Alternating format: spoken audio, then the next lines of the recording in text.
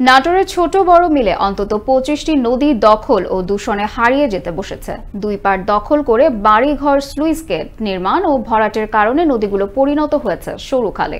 শিল্প কারখানার বর্জ্য ফেলার কারণে প্রতিনিয়ত দূষিত হচ্ছে নদীগুলো। নদী রক্ষায় দ্রুতই পদক্ষেপ নেওয়ার দাবি স্থানীয়দের। নাটোর প্রতিনিধি জাহিদুল ইসলামের পাঠানো তথ্যচিত্রে বিস্তারিত জানাচ্ছেন বৃষ্টি দাজেল।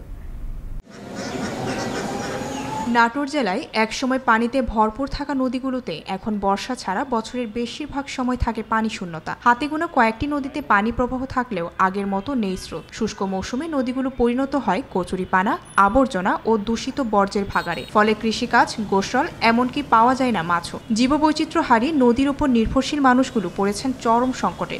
অলস পড়ে আছে নৌকা, বেকার হয়ে গেছেন অনেকে। নদীকেন্দ্রিক ব্যবসা বাণিজ্যে নেমেছে স্থবিরতা। সবচেয়ে ক্ষতিগ্রস্ত শহরের নারদ নদ। একসময় এটি ছিল ব্যবসা বাণিজ্যের গুরুত্বপূর্ণ মাধ্যম। এখন দখল ও দূষণে প্রায় বিলুপ্তির পথে। বহুবার উচ্ছেদ অভিযান চালালেও পুনরায় দখল হয়ে গেছে নদীটি। দ্রুত সংস্কার ও দখল দূষণ মুক্ত করার দাবি স্থানীয়দের। বিভিন্ন বজ্র কলকারখানার এই দূষিত বিষাক্ত পানি এবং বজ্র যাওয়ার ফলে মাছ মরে যাচ্ছে, পোকামাকড় পর্যন্ত মরে যাচ্ছে। দীর্ঘদিন সংস্কারের অভাবে এই নদী আস্তে আস্তে দুর্বৃত্তদের দখলে চলে যাচ্ছে এবং দূষণ হয়ে যাচ্ছে। বিভিন্ন কারণে দূষণ হওয়ার কারণে পুরো এটি একটি ভাগাড়ে পরিণত হয়ে গেছে।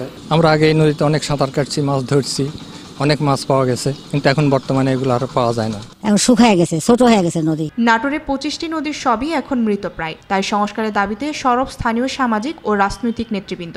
এই 2-3 কিলোমিটার পুনরুদ্ধার করতে পারলে আমাদের নাটোর নদে পানি আসবে এবং স্বচ্ছ পানি আমরা পাবো। প্রতিদিনের যে বজ্র এবং বজ্র মিশ্রিত দূষিত পানি ইটিপি প্ল্যান্টের মাধ্যমে পরিশোধিত করে নদীতে ফেলার কথা, কিন্তু এটা কতটা তারা বাস্তবায়ন করে আমার জানা নেই। এ বিষয়ে জেলা প্রশাসক জানালেন, নদী রক্ষায় বিভিন্ন পরিকল্পনা হাতে নেওয়া হয়েছে। বিভিন্ন দপ্তর এবং অন্যান্য বিভিন্ন স্বেচ্ছাসেবী সংগঠনকে আমরা আহ্বান জানিয়েছি যাতে এই কাজে আমাদের পাশে দাঁড়ায়। কার্যকর উদ্যোগ নিলে নাটোরের নদীগুলো ফিরে পাবে তার হারানো প্রাণ, এমনই দাবি এলাকাবাসীর। বৃষ্টি দাজেল, আনন্দ টিভি, ন্যাশনাল ডেস্ক।